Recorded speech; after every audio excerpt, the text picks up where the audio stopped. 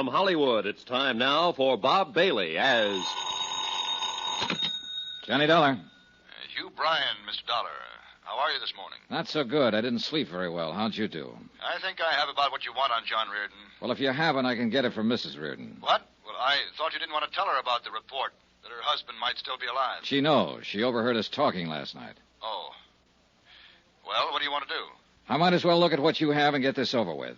How about an hour from now? I'll be waiting for you.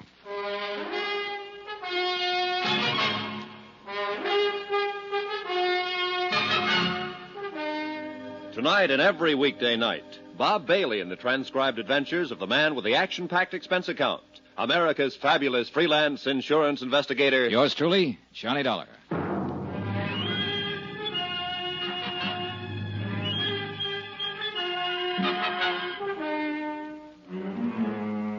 Expense account submitted by Special Investigator Johnny Dollar to the Universal Adjustment Bureau, Baltimore, Maryland. The following is an accounting of expenditures during my investigation of the Chesapeake fraud matter. Expense account item 6, $1.50. One collect telegram from Denver, Colorado. I've located Frank Bowers as per your request. Cursory investigation discloses little evidence that would lead me to believe he might be the John Reardon of Baltimore. Looks like a ham bone to me, Johnny. What do I do now? Signed, George Hanley, George Hanley Investigations Incorporated, Denver, Colorado. Item 7, $2. Same thing. Telegram from me. Things are about the same way here. Sit tight. I'll see you in a day or two. Love, Johnny. Once the telegrams were out of the way, I walked 3 blocks from my hotel to the office building of Hugh Bryan. It was an impressive place full of lawyers and doctors. Hugh Bryan looked a little haggard when I saw him. It took me a while to get all this together. Half the night. There wasn't that big a rush. Oh, get it out of the way. The sooner you have what you need, the sooner you can make sure, and the sooner I won't worry about it anymore. Did you talk to Elizabeth yet today? No, just last night. Oh, I thought maybe she might have called you this morning. I'm so sorry for that girl. Well, don't feel too bad, Mr. Bryan. We both did everything we could to keep the report that her husband might be alive from her. Awkward as it was. Yes, I know. I still don't understand it, I guess. Well, a man named Coombs, an insurance official, thinks he saw Reardon in Denver last week using the name Frank Bowers. He's sure that Bowers was Reardon. If he turns out to be Reardon, the insurance company's been taken for $20,000 they paid to Elizabeth Reardon, just to set you straight. Well, that'd make Elizabeth party to a fraud. And John. Lord knows that's silly. Well, silly or not. Yes. Well, here's what I have. Now, this is one of the last pictures taken of John Reardon. Mm-hmm. Have the negatives? Yes. Here. And these are some vital statistics on him. The physical part I got from his doctor. Mm-hmm. He stood an examination about a month before the accident. This the doctor's name here? Yes. Now, these other things are in his background and education. Here, a copy of his marriage license, birth certificate.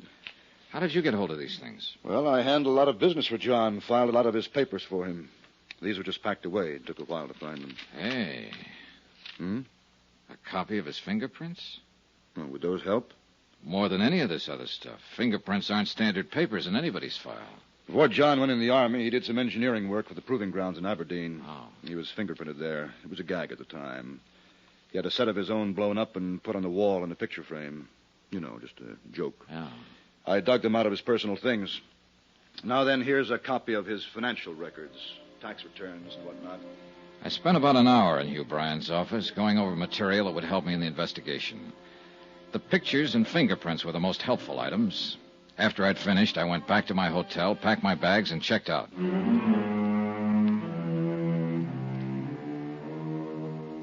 Expense account item 8, $398. My hotel and incidentals in Baltimore and plane fare to Denver. I got there at 9 in the morning.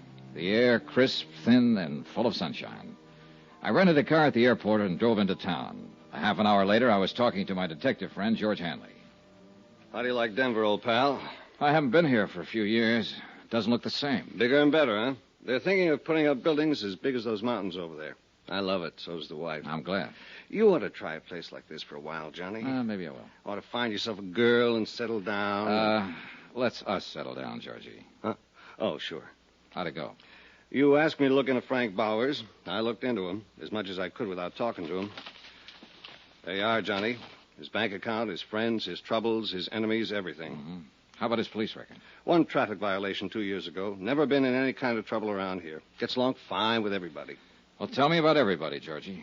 His laundryman, the milkman, the guy who tends bar in his neighborhood, the man he buys gas from. I talked to all of them. How about the people he works with? Well, he don't do much of that as far as I can see. He's got an office downtown, calls himself a consulting engineer. Goes there once or twice a week to pick up his mail. Well, now, that's a very nice way to be able to live.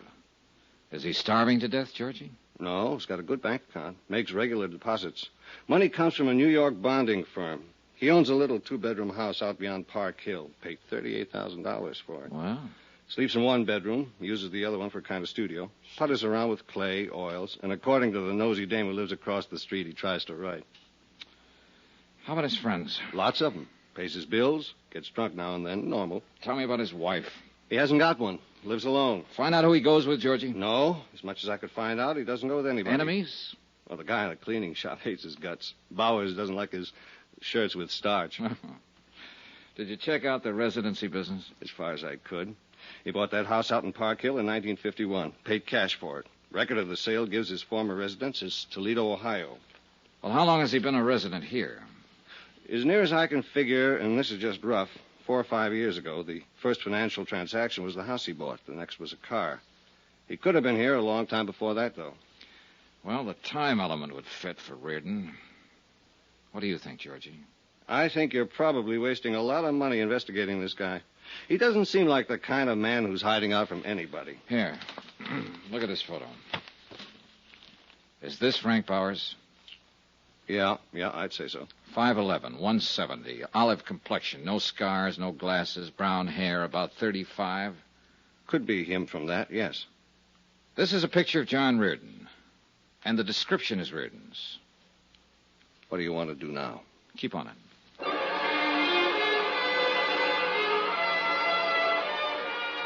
I got George Hanley busy making a check with some people in Toledo who could find out whether or not a Frank Bauer had once lived there. Then I took my rented car and drove out to the address Hanley had given me. It was in the east side of the city near the airport, a one-story frame house, a 53 Merc in the driveway.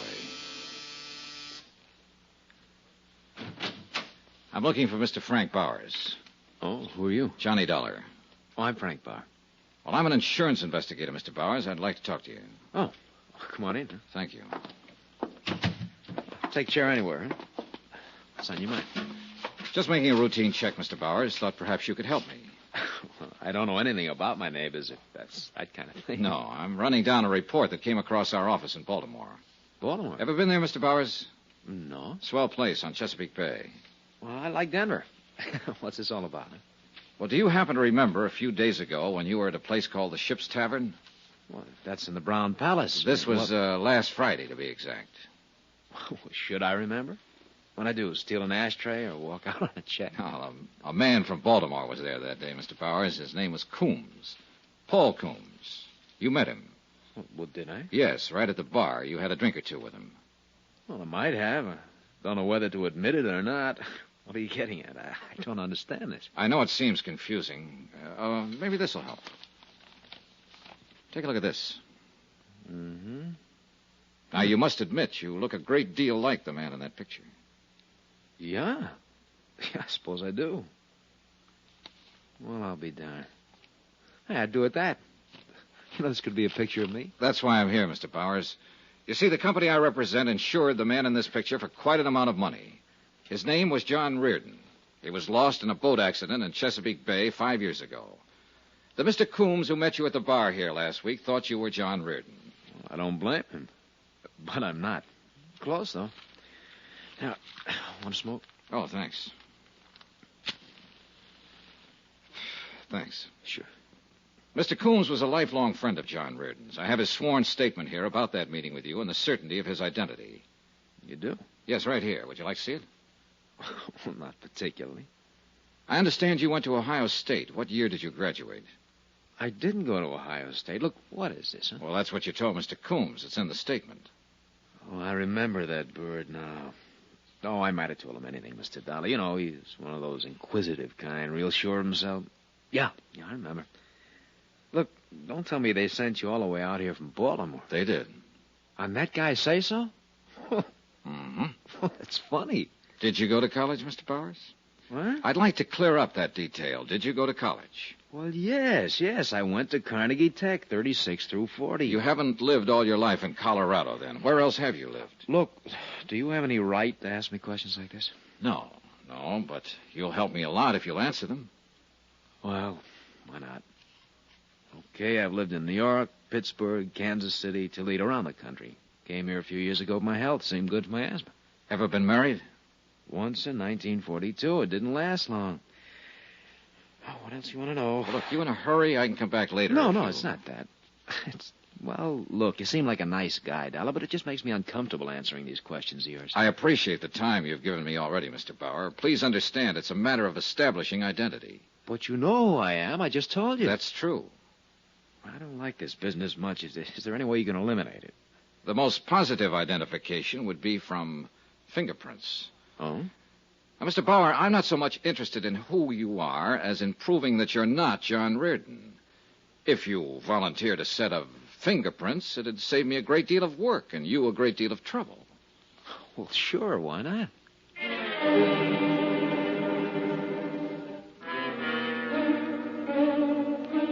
We drove downtown together to George Hanley's office and used the portable fingerprint kit. I took a complete set of Frank Bauer's prints he attached. I thanked him for his time and trouble, and he left. If he was trying to cover something, it certainly wasn't apparent from his conversational reactions. There had been a moment when I was sure he wasn't Frank Bauer.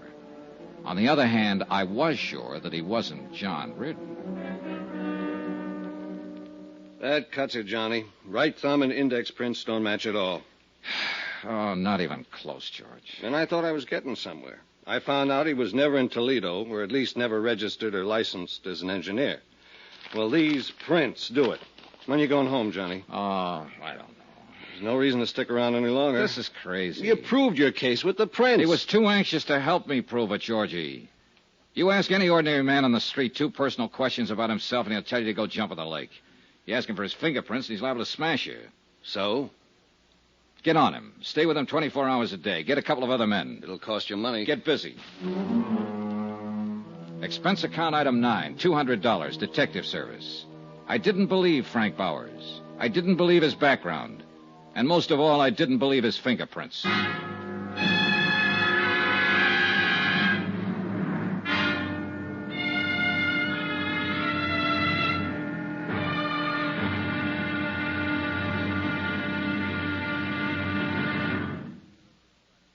There'll be another exciting episode in our story of the Chesapeake fraud matter tomorrow. Tomorrow, another man comes to Denver. He doesn't check in a hotel or carry luggage. At least not much luggage. Just a .38 Colt. Join us, won't you? Yours truly, Johnny Dollar.